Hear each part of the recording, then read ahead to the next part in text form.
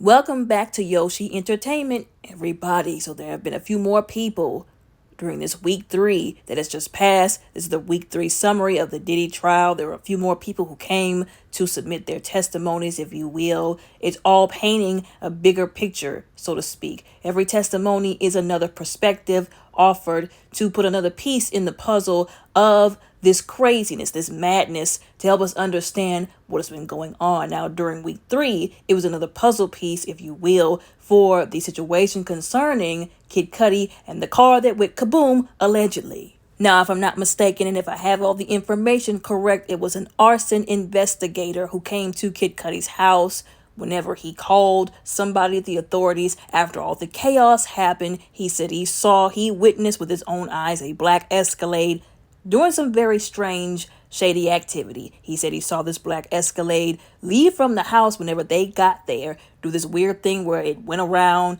came back, and then sped off. Something really odd. He said it just was odd behavior, so he looked at the license plates. He remembered the license plates, and when he ran them later, he found out that this car was registered to Bad Boy. If you ask me, that's enough to place them there and have them connected to what happened to Kid Cudi's car. I don't believe in coincidences. Once again, I understand that everybody deserves legal representation, although I've said before and I'll say it again, these lawyers that P. Diddy has hired are of the devil. They have taken money, sold their souls even. I'll say it that much. I'll go that far to represent him and do some very mean and nasty things to these people on the stand. I understand that they are lawyers and they have a job to do, but y'all, they're picking these people apart and bullying them is what it really seems like to me while on the stand. Now, this man said all of this. He talked about the black Escalade. They went into the defense asking him, well, why didn't you call a higher authority? Why didn't you, say something, mention this, put it in the report, etc., etc. And he was saying, well, I didn't really think that it was that big of a deal. It was suspicious and I wanted to know just in case, but I didn't really think about putting it in the report, going to a higher authority. And he had the audacity, whichever lawyer it was at the time that was grilling him over this on Diddy's behalf, to make it seem like, oh, how dare you? You mentioned that because you're trying to imply that Diddy was the one who blew up the car. He was the reason why that happened because of the Escalade that was there, that was linked to Bad Boy. He was really grilling this guy, like I said before, and trying to make it seem like it was such a travesty to imply that P. Diddy did this. And the response that I have to that is, if the shoe fits, put it on, lace it up, and then go for a walk. But anyways, the reason why he was doing all of this is to make this man seem less credible, to make his testimony seem less credible, and so that that detail about that black Escalade, like I said, I don't believe in coincidences, can be just dismissed, so that they could just make it seem like it's a detail that's not important, but I do think that it is. I think that all the details are very important and should be considered, but that's what his lawyers don't want. They don't want these details to be considered. It was also mentioned that whoever made the Molotov cocktail either didn't do it right or didn't know what they were doing. It's supposed to be a mixture of certain substances, and you're supposed to put, if I'm not mistaken, and if I have it right, a cotton cloth inside the bottle. Allegedly, they put something like a satin cloth from like a ripped shirt or something like that in the bottle instead, and then whoever put it in the car, they were supposed to throw it in the car, but I guess they just cut the top open and then dropped it in. Because they didn't throw it with the force that was necessary, it did not explode the way it was originally intended to, which is why his car wasn't as badly damaged, because really, allegedly, his car was supposed to be dang near blown to smithereens because of that Molotov. But because whoever put it together, like I said, didn't do it right with the right details and didn't throw it, or didn't throw it hard enough, it didn't do as much damage, but it still messed up his car anyways. Another important detail was that there were fingerprints that allegedly belonged to a woman who was unidentified at this moment still, on that car. Now, allegedly, these fingerprints and the fingerprints that was on a doorknob, if I'm not mistaken, of a previous break-in, allegedly, were taken into custody as evidence. Now, somehow those fingerprints either came up missing or were destroyed. And the man said, I didn't order these to be destroyed. I don't know how that would happen. This don't happen. This is not something that happens regularly. So this is definitely something very suspicious. And once again, the defense was like, how dare you say that? You're trying to imply that P. Diddy did this, or he had somebody do it on his behalf. We all know at this point that P. Devil Combs has a history of either paying people or threatening people to do things that are illegal. We all know that that person could very well be tied to him. We all know that he is now tied to this situation and Kid Cudi. and the fingerprints that could possibly, once again, add some extra puzzle pieces to make this all make sense, and again, link this back to him, all of a sudden comes up missing or destroyed, whatever.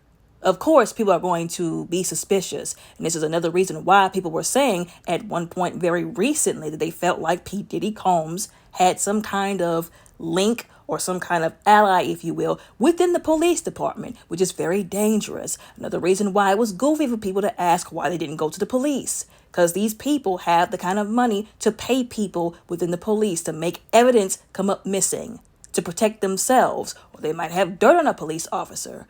They can use to bribe them into doing stuff, or just use money, because, people are very much persuaded by money. Like I said before, I don't believe in coincidences, and I think all of those details should be considered, especially by the jury, but that's not up to me. Now, moving on to the next witness. A former assistant known as Capricorn Clark, who came to work for him some time ago. Now, they did mention that she has a friend. I don't know if they're still friends, but a friend whose child, the father of said child, is none other than Suge Knight. Somehow this information made its way to P. Devil Combs, and he basically questioned and then threatened her about her involvement with Suge Knight. Now, she told him she had nothing to do, no involvement whatsoever with Suge Knight.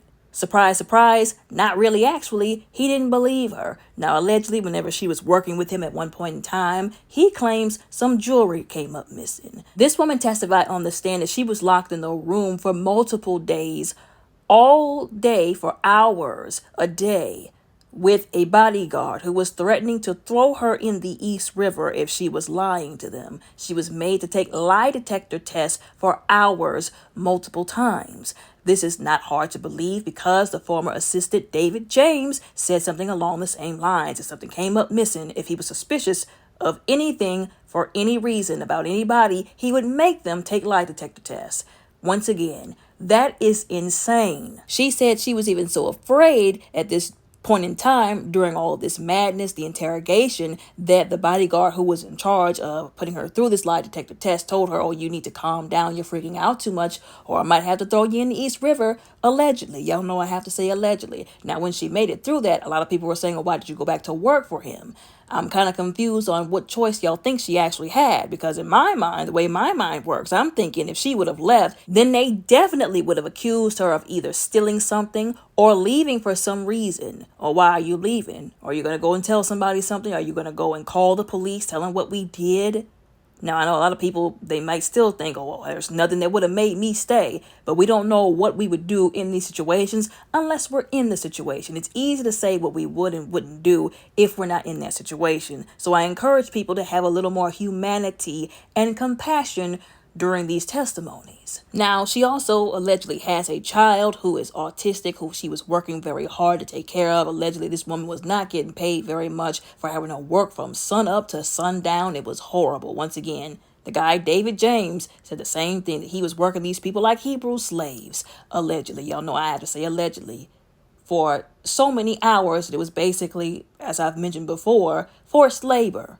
They were going through this for weeks, months, maybe even years at a time, and she was morbidly underpaid. Now, people were talking about and alleging that she had some kind of crush on P. Devil Combs. Also, allegedly that Mia, who's the other person that testified that we'll get to later, also had some kind of crush or romantic infatuation, if you will, with P. Devil Combs. We'll talk about that a little bit later, but I wanted to put that in right now. Hold on to that thought because it's going to come up later. Now, she was trying to do her job to the best of her abilities, but it's hard to do your job when your boss is basically the devil and a megalomaniac. So we get to the part where she is involved in the situation with Kid Cudi and Cassie. Allegedly, she wasn't really that great of friends with Cassie, unlike Mia, allegedly, who was very, very close with Cassie. Now, allegedly, what, once again, was alleged, what she testified on the stand, is that P. Devil Combs forced her into a car after he discovered that Cassie was messing around with, if you will, Kid Cudi. I've said this before. Whatever Cassie and P. Devil Combs had going on was not a relationship.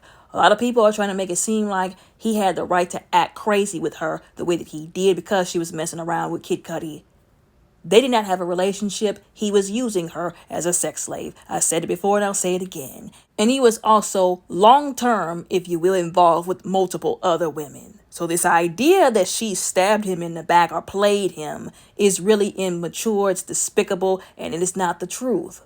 Anyways, she finds out that Cassie is messing around with Kid Cudi first. She tells her, I don't think this is a good idea. You know how P. Devil Combs is going to act. She, if I'm not mistaken, was the one who advised Cassie to get a burner phone. Still didn't work out because he still ended up finding out, like I mentioned before. And I do believe he took it out on her because she knew about it and didn't tell him. So not only was he mad at Cassie, he wanted to get back at Kid Cudi. She was also catching strays because of all of this too. He was on a warpath. He decided he wanted to end Kid Cudi allegedly. He forced her into the car, said, I'm gonna need you to bring me to his house or XYZ is gonna happen. And it's good that she said this, that she testified to this, because everybody was swearing up and down before she mentioned this, that it was Cassie who gave him Kid Cudi's address. People were really coming out here talking about, oh, she's a raggedy 304. Look at what she did. She sold him out. When it wasn't even Cassie that gave him the address. Allegedly, it was Capricorn Clark under the threat of her life from P. Devil Combs. Y'all know I had to say allegedly. They went there. She tried to call Kid Cudi to let him know before they got there. I'm assuming to warn him in case he was in the house so that nothing would happen, so that a confrontation wouldn't happen when P. Devil Combs actually got there. He's talking about, how do you know that P. Diddy, of all people, is coming to my house? And she was saying, because unfortunately I'm with him right now. And that's when he broke into the man's house, allegedly opened up his presence, which is just disrespectful. And as I said before, petty and immature, and traumatized his dog. Now, I did hear some kind of detail where there may have been a dog sitter who was also there allegedly. I don't know if that's true. Nobody's talking about how, if that is true, the trauma that the dog sitter probably went through. Like I said, I don't know if that information is true. Now, he got angry, like I said before, and he basically decided to do a switch off, if you will. He got in contact with Cassie and basically told her, I'm going to delete somebody. If you don't come to me, I'm going to hurt Capricorn Clark. So she basically was like, don't do anything to her. I'm coming to you. She basically knew what was going to happen when she got to him. And she wasn't so selfish as to say, hey, right now I'm actually safe. I'm nowhere near you. That's just too bad for Capricorn Clark. She could have threw that lady under the bus, but she said, no, I'm not going to let you hurt her because of me. You're not going to do that. So I'm going to go ahead and again, do the trade-off. I'll trade myself for her. And when I tell y'all the details of what he did to this woman after she finally met with him so that he wouldn't hurt Capricorn Clark, it was graphic. They said that this man beat her in the streets, beat her down, and then kicked her, stomped her repeatedly in the back, in the arms. It was just bad.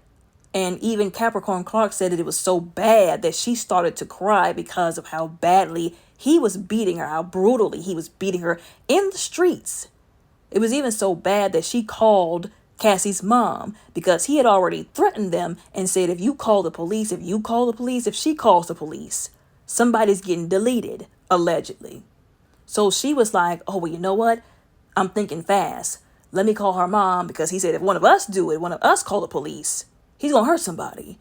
So let me call her mom. She calls her mom and she lets her mom know, Cassie's mom know, he is beating your daughter within an inch of her life. You need to do something. I can't, but maybe you can. Which was actually a smart thing to do if we really think about it because, I mean, think about the thought process. Oh, well, you said, I can't call the police or you're going to hurt somebody. So she told somebody else to do it. Now, he could have been like, oh, well, that's kind of like indirectly calling the police. So somebody's still about to get put in the dirt. But again, by his own words, I didn't call the police. So you said you were going to hurt somebody if I did, but I didn't. Anyways, it got to the point where he basically was like, I don't want you over here no more. He didn't said all this stuff like, I ought to do this, I ought to do that, I ought to put you in the dirt, this, that, and the third. Real brutal talk, if you will. And he was like, you know what? Start walking. He literally told that woman to basically walk home. And she didn't live around the corner, y'all, allegedly. And she said that she could still hear the sounds of him beating Cassie even as she walked down the street up until maybe when she turned the corner. Like I said, that was brutal.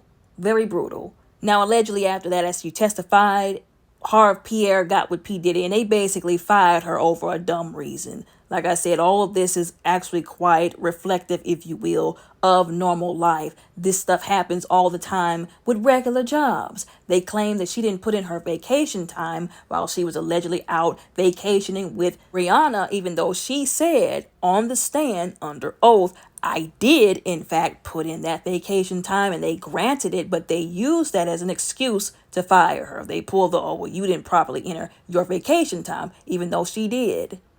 And they used that, like I said, to fire her, basically. Then P. Devil Combs, as she testified, let her know that he was going to make it to where she couldn't find work and she would not be able to work anywhere else outside of him. And that he would make things so hard for her, in fact, that she would want to off her own self. People keep talking about the manipulation, the psychology behind it all, the psychological manipulation, the bullying.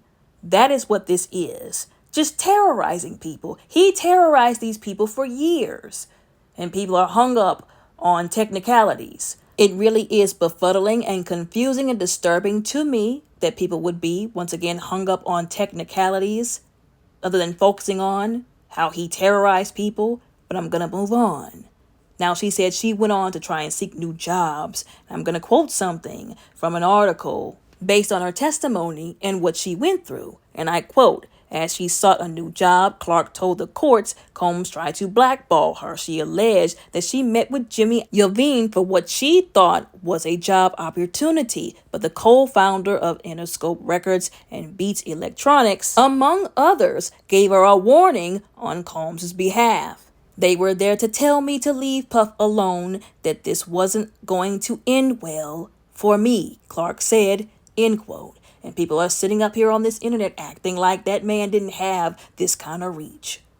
It befuddles me. The lack of humanity, empathy, ability to put themselves in other people's shoes. P. Diddy Combs was a bully, an abuser, a narcissist, somebody who manipulated people. Once again, I'm going to remind everybody there were allegations that he had Kim Porter's devices tapped, that he had tabs. He knew how to keep tabs on people. He knew how to use people like his bodyguards to keep tabs on people.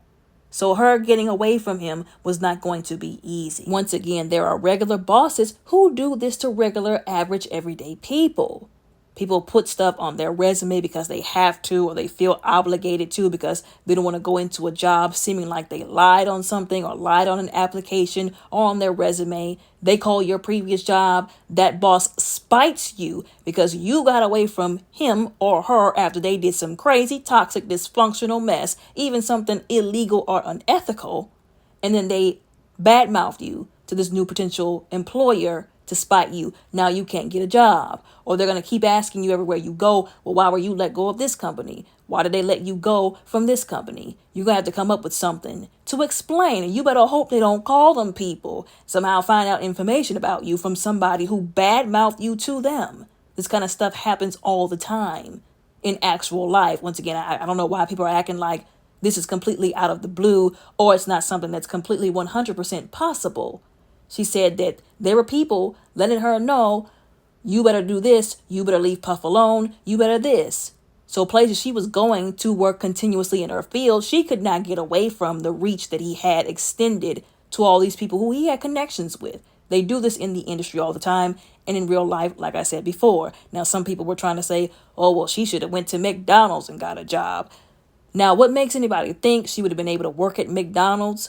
They probably would have looked at her resume and been like, you were working for celebrities before you came here. You're overqualified. People don't believe that people will not hire people for being overqualified, but that also happens quite often as well. And I could be wrong, but I don't think McDonald's was going to pay her as much as she was getting working for P. Devil Combs, even though he should have been paying her more for all the work that she was doing. Once again, this woman had a child to take care of, an autistic child allegedly, as well. She didn't have the time to waste on trying to find a new job or having applications and job opportunities fall through time and time and time again, over and over and over again. So she said that she went back to work for him. Once again, a lot of people scoffed at that. But maybe I'm just an understanding person towards people who have been through a lot, who've been through abuse, who've had to witness abuse. Maybe I'm a little too understanding in this situation. But what I see is somebody who bit the bullet and went back to a toxic workplace because they didn't know where else to go, because that boss of said toxic workplace, who was the devil basically, made it very hard for her to find a job somewhere else that would pay her the same thing she was making to be able to take care of herself and her autistic son. That's the way that I see it. Even Gene Deal said that he understood the disposition that she was in.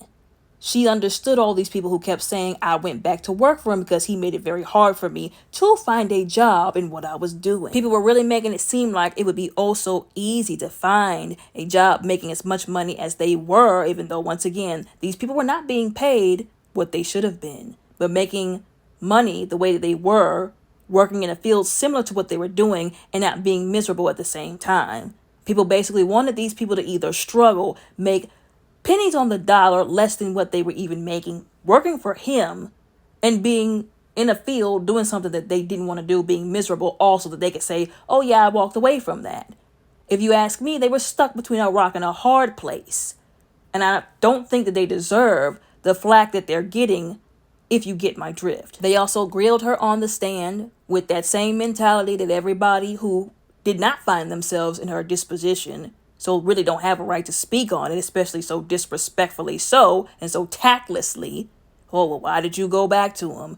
They had these women crying on the stand. They were really breaking these people down. The defense is breaking these people down. And if you ask me, it is manipulative and it's bullying. It's bullying. That's the way I see it. And it really should be illegal. Like I said before, I get that they have a job to do. They have to deconstruct these testimonies, get down to the bottom of whatever. But what they are doing, they are destroying these people on the stand.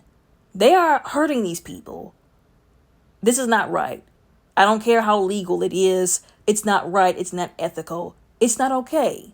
Diddy has one particular lawyer. I can't remember what his name is at this moment, but like I said, he's the one who's really been cracking down on these people. And I feel like he's going overboard. It's one thing to ask, okay, well, I need to understand why you went back to him. And then you allow her the chance to explain. But he's basically trying to back these people into a corner and make them have these emotional breakdowns or these emotional moments to try and discredit them. That's what they're really trying to do. And again, people will argue well, that's their job as a lawyer. But once again, even though you're a lawyer, do you really have to take money from the devil to destroy people just to get it? At the end of the day, it's not right. I don't care what anybody says. Now, this next person, this next witness, if you will, victim, if you will, by the name of Deontay Nash, is a friend, a very close friend of Cassie and Mia, the other witness / victim who we'll talk about later. He also was Cassie's stylist. He testified how P. Devil Combs would disrespect Cassie, would hurt her. One time they were supposed to be going somewhere and he insisted on her having her hair up, even though he was the stylist and he was the one who knew what he was doing and how to style her hair properly, according to whatever they were doing, what she was wearing, where they were going.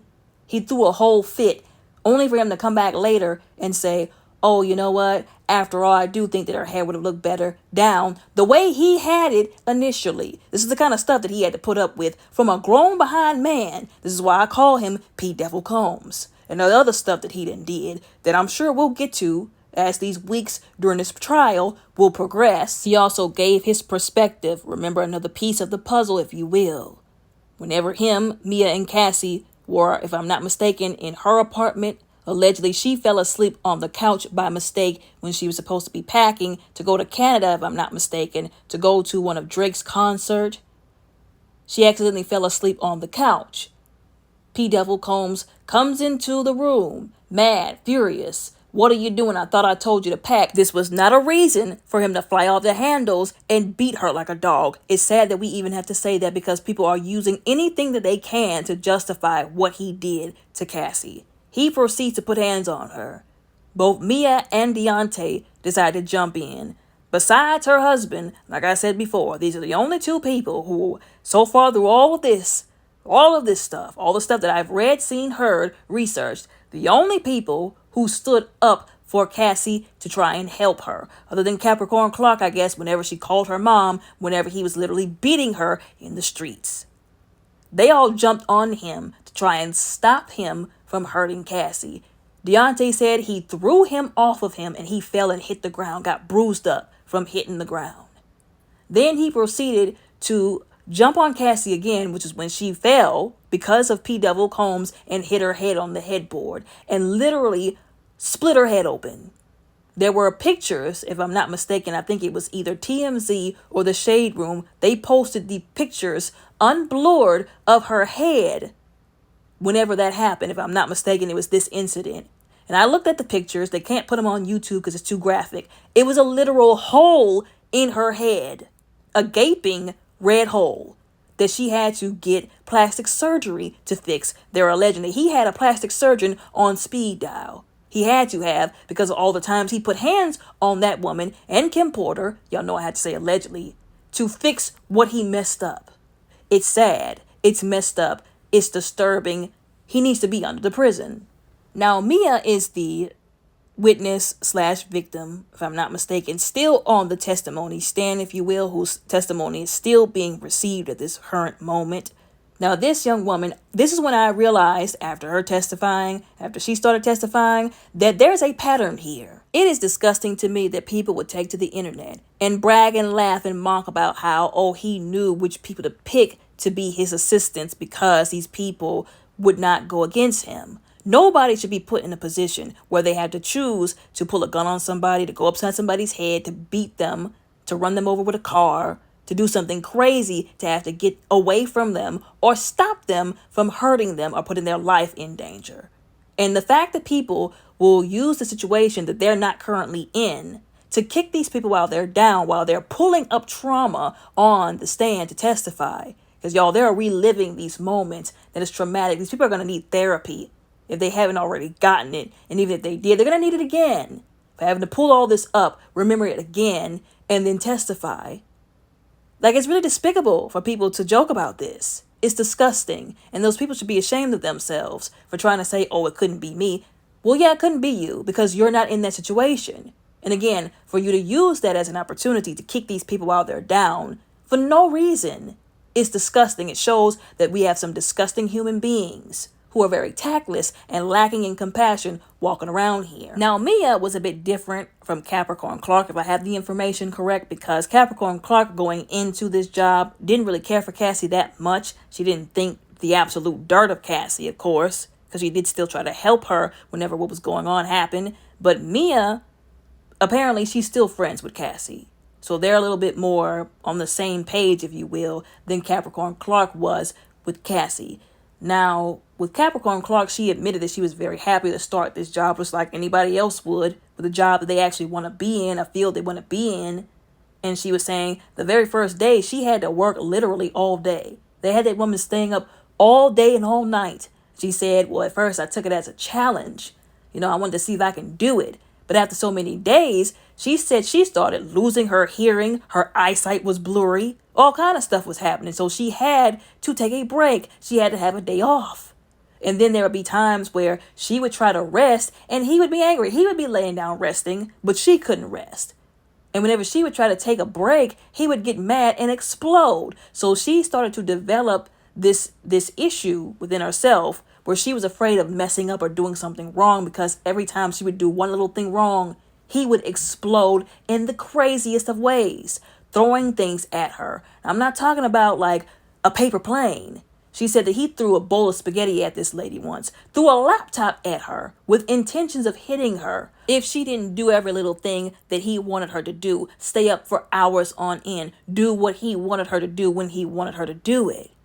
Again, forced labor, abuse, assault with a deadly weapon, if you ask me. Then there was a time that she talked about where she was on that time of the month. She said, I'm sorry, but I need to go change my tampon. There was literally blood, according to her testimony, rolling down her leg. And he told her, no, you're going to do what I told you to do first.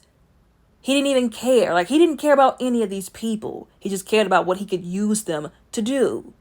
And because she kept telling him, I need to change my tampon right now, he got angry and he exploded in rage. She also talked about the time whenever she was on a yacht with him, some other people, and Kim Porter. He asked her to count some money out of a safe for him, which wasn't even her job. It was the job of the bodyguards, as she mentioned later on. But because she wasn't counting it fast enough or the way he wanted her to, he got angry and he exploded. Then he told her to leave the yacht, y'all. The yacht that she got on with them out in the middle of the water, and that she better be able to walk on water to get off the boat. That was so disrespectful, y'all. And low-key sacrilegious. Not you better walk on water because I'm not dropping you back off, but you better get off this boat, basically. And she couldn't even leave the boat because allegedly there was a storm out in the water, so they couldn't leave in a smaller boat anyways. So she went on another floor of the yacht where she ran into Kim Porter, who consoled her until he kind of calmed down a little bit, and she was finally able to wait it out until she could actually leave, but then couldn't go anywhere, like if she had to leave the country, whatever, because her passport was still on the yacht. Like I said before, diabolical, narcissist, manipulator, abuser, bully.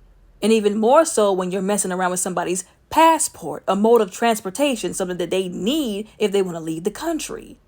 People also do that kind of stuff to control people and punish people for things. Now, she also testified that he SA'd her upon multiple occasions. I'm not going to go into the details of that because there may be somebody listening who could be triggered by that. There are other YouTubers who went into detail, but she did testify about this. Now, they tried to grill her, like I said, once again. Oh, well, you didn't mention this before when you initially spoke to the authorities. And she even said on the stand, well, at first, I was going to take that to the grave.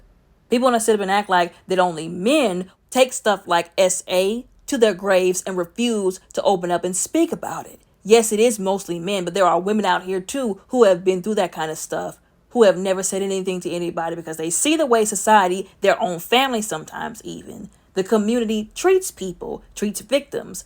They're like, I'm not going through all of that. I didn't survive all of what I went through for y'all to call me a liar, for y'all to pick me apart, for y'all to try to poke holes in my experiences. I'm not going to let y'all do that to me. That's what some people are saying. She was like, I was prepared to take that to the grave. But of course, if they ask you a question on the stand, you can't just lie unless you want to go to prison. Once again, I'm not going to prison for nothing. That's probably another reason why these people keep breaking down on the stand. Unless they want to go to prison, which I'm sure that they don't, they have to dig into some very traumatic places in order to give these testimonies. While the person who is the one that's responsible for the traumatic places and the trauma is sitting right there, probably staring them down, angry at them and their testimony. There was one of the young men who was one of the escorts, who they called the Punisher. He was speaking to another YouTuber on another YouTuber's channel. His name is Murad Murali. I'm sure some of you have seen him. He was talking about how he was very uncomfortable sitting on the stand, telling his testimony with P. Diddy sitting right there, looking right at him. He said, I tried to look everywhere but at him because it was uncomfortable. It's just one of those kind of things. People don't think about this kind of stuff, though. Like I said before, they tried to poke holes in their story. Well, why did you keep working for them? Why did you go back to work for them? Why did you this? Why did you that? People don't understand for some reason, even though at our big ages of adulthood, I think this is something we should all know by now. Going through life and life experiences, jobs, relationships. It don't matter what kind of relationship it is. Whether it's romantic, platonic, work-based, family relationships. There's this thing called a cycle of abuse. There's this thing called trauma bonds. When the abuser and the victim of said abuser form a bond, these people will be out here doing some of anything. And because the victim is caught up in this cycle of abuse and manipulation, and they might feel like they can't go anywhere else, or they may have some kind of what they think is love in their hearts for this person, or for who they thought this person was, or who they was until they showed how much they could be the devil, basically, they still stick around because they're caught in that cycle. Or they might think, well, maybe if I just stick around enough and let whatever happens happen, they'll go back to being who they were before they became the devil, basically, even though it never happens. But people like him, Pete Devil Combs, who's a manipulator, bully, abuser, they know this stuff. They know how this kind of stuff works. It's a psychology behind it, and people like him use it to manipulate people. They know who to manipulate, and it's sad that people would prey on people like that, but that's the kind of world that we live in, unfortunately. Once again, there was an entire psychologist or psychiatrist, whichever one, who came and testified to this, who tried to explain this, and people still want to pick apart these people like some kind of "I gotcha" kind of moment. Like, ooh, well, why did you do this? Why did you do that? Well, if you understand abuse, again, trauma bonds, the cycle of abuse, you'll understand why these people got caught up with P. Devil Combs. And again, it annoys me that they'll say, oh, well, why did the victim do this, that, and the other? But don't ask, why did the abuser do this, that, and the other? That's something our society and our community has real bad. They like to question victims, again, kick them while they're down, but they don't ask why the abuser was out here doing this to people, manipulating, abusing people, holding their jobs over their heads, making their lives miserable, making it to where, oh, if you leave, I'm going to go around and tell people not to work with you, or they'll have a problem with me. I'm going to make it real hard for you to find another job. Now, what it seems like from this testimony is that Mia is one of those people who develops feelings very quickly. Once again, whether it's a family relationship, friend relationship, romantic relationship, workplace relationship. This is why they tell you, which is a mistake that I'm sure most people have made at least one time, to not make friends or have a relationship with somebody who you work with. Because if it goes south, that's not going to be good. You don't want to have to keep going back to a place where it's already a toxic environment because somebody who you work with, you had a relationship, whatever it was, with them, and that relationship went bad. This is a place you got to keep going to in order to make money to pay your bills, take care of your family if you have a family who's depending on you. So you don't want to be in that predicament. And I think that that's somewhere that she may have made a mistake. Once again, I'm not judging her at all because, like I said before, most people have at least made this mistake at least one time.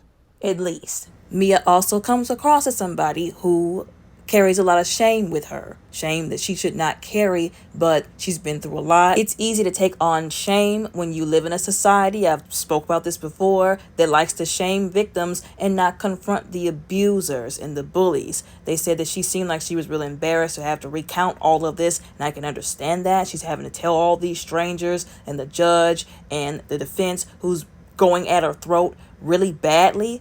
You may as well call it harassment because that's what it seems like the defense is doing, especially Brian Steele, which is the lawyer that I couldn't remember from before.